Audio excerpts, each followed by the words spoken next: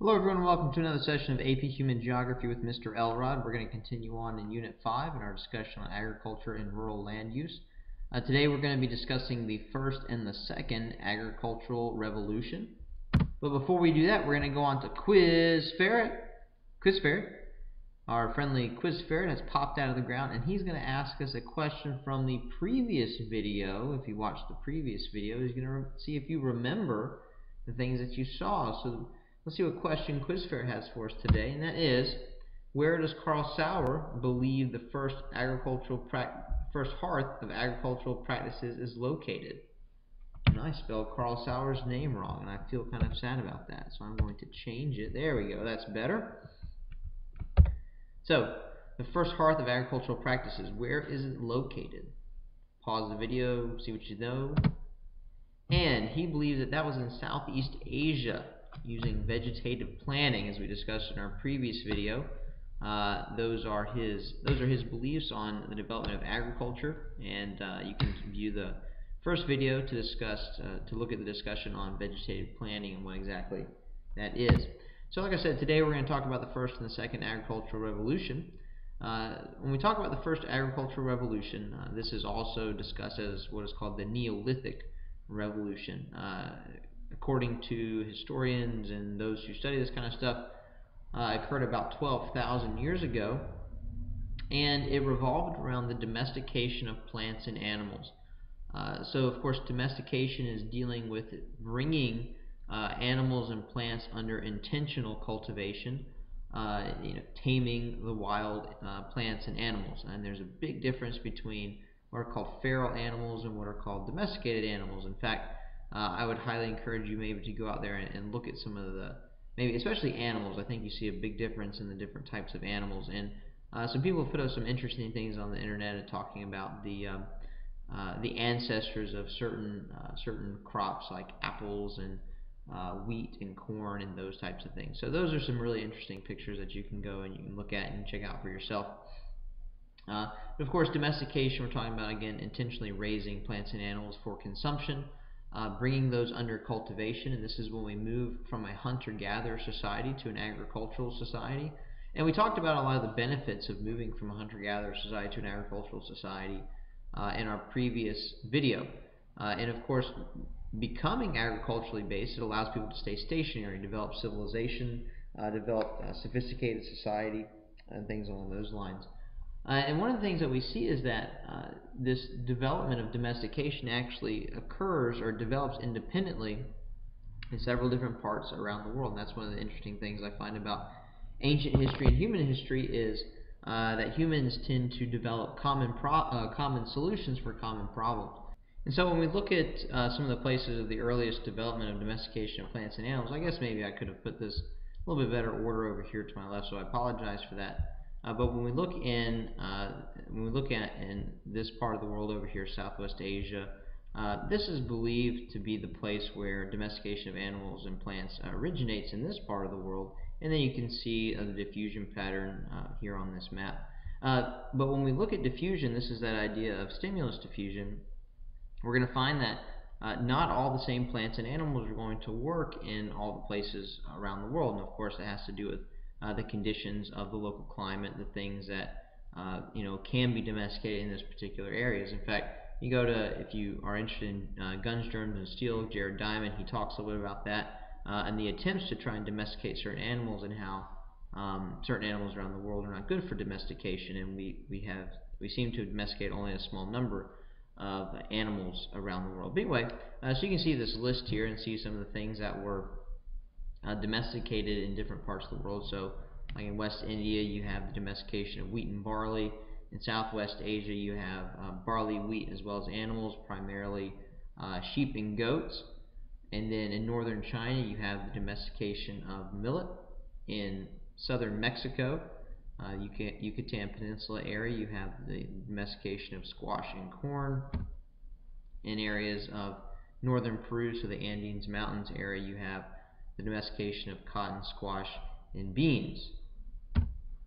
So when we move on to the second agricultural revolution, the second agricultural revolution runs in conjunction with the industrial revolution, so around the 1750s area.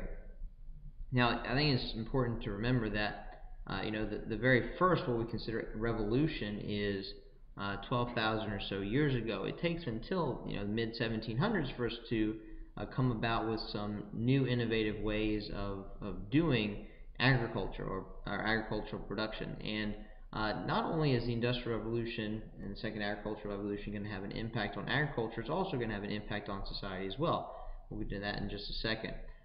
So again, with the Second Agricultural Revolution, one of the main elements of it is going to be the enclosure movement.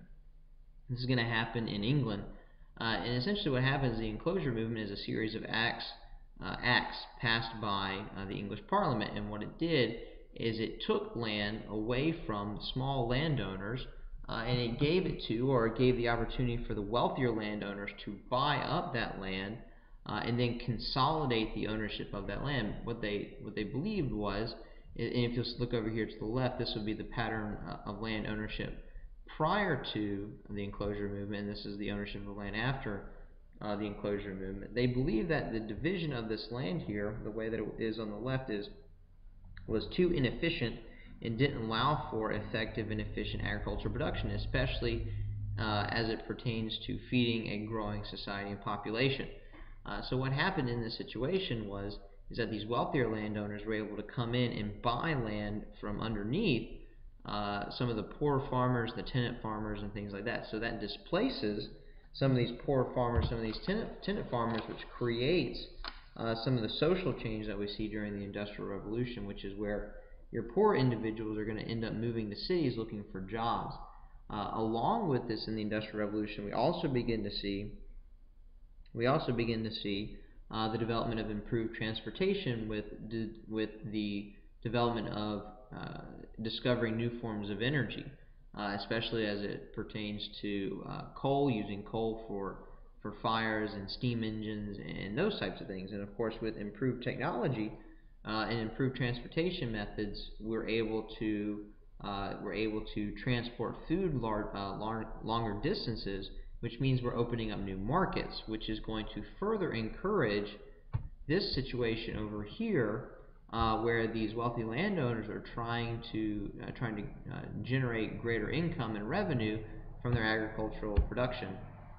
Some of the new technologies that run along with the Industrial Revolution are things like using horses more prevalently for agricultural practice, the use of collars on beasts of burden so that they're able to be more effective and efficient in pulling plows, new methods of field drainage and understanding how to drain fields better, new methods of irrigation, new methods of food storage, and the beginnings to understanding soil nutrients and how soil nutrients are going to play a role in crops and crop development, those types of things.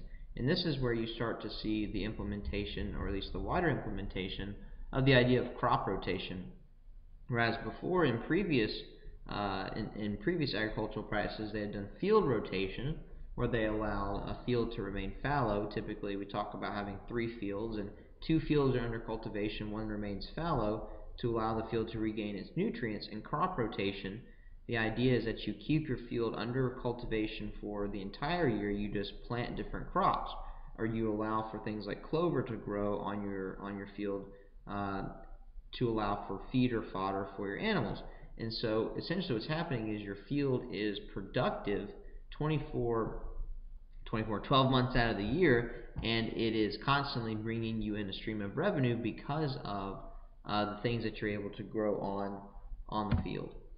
Okay, some other methods that begin to develop are things like selective breeding. Now, selective breeding have been around for a long time.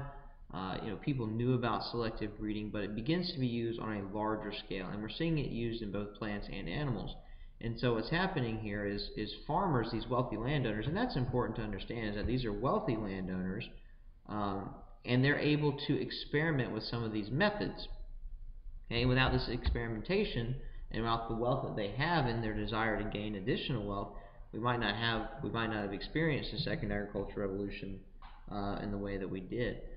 Okay, and so with this, what they're doing is they're breeding the plants and animals together to achieve some sort of desired trait. Typically, things like thicker wool for sheep, more milk, better tasting milk from cows, cows that are going to produce more meat, plants that are going to be more resistant to drought, plants that are going to produce larger grains, or whatever it happens to be, larger fruit. And so they begin to understand these processes, not necessarily understand the mechanics of the processes, but definitely understanding that those processes do work. When we look at in European history, we talk about the second industrial revolution. That's kind of towards the early to middle 1800s, and this is when we start talking about really dealing with chemistry and chemicals and things like that, and that also spills over into second agricultural revolution. But we also begin to see this globalization element and industrialization element take place in agricultural production. With the increased food supply, plus if you think back to the 1500s age of exploration, the whole idea of the Columbian Exchange and things like that, and colonization is taking place, markets are being opened. So not only are European countries not only are they wanting to sell industrial goods, but they're also trying to sell whatever goods they can, and so agricultural goods would be in there as well. So globalization of food supply, we're getting food from all over the world, we're selling food to other people in other parts of the world. Again, agricultural production begins to increase. There's the increased use and understanding of fertilizers as chemical industries are beginning to and along with the development of fertilizers and chemical industries, we also begin to have the use of pesticides. And then what we begin to see also take place here is that you start to see the division later on in the 1800s of farming and food production. Whereas in earlier generations, farming and food production had taken place in the same location, what we're beginning to see now is that division. So the farming will take place on the farm, the food will then be trucked to a factory, a canning facility, things like that, and the food will be produced there. So we begin to see the elements of specialization. We begin to see the division between the farm and the factory, and all the kind of the elements that go along with that.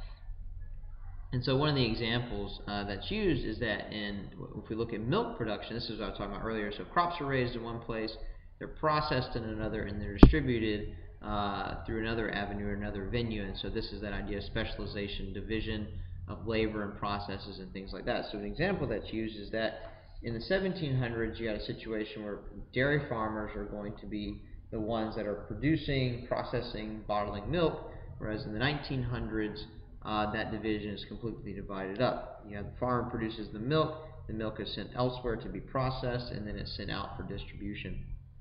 And again, that's kind of with the development, also the greater development of our economies. And that leads us into kind of our modern food situation. Now, agribusiness is not a part of the Industrial Revolution, but this is kind of our modern system that comes from the industrialization process. So really, modern agriculture borrows from industrialization, talking about you have the development of these large corporate farms that are going to own most or all of the different parts of production, and they're going to control pretty much all the processes, from the development of the seed to the growing of the seed, to the processing and the making of food, and then the selling of that particular product. Well, that's all the time that we have for today. When we come back next time, we'll be looking at the green and the bio revolution. So I hope to see you next time.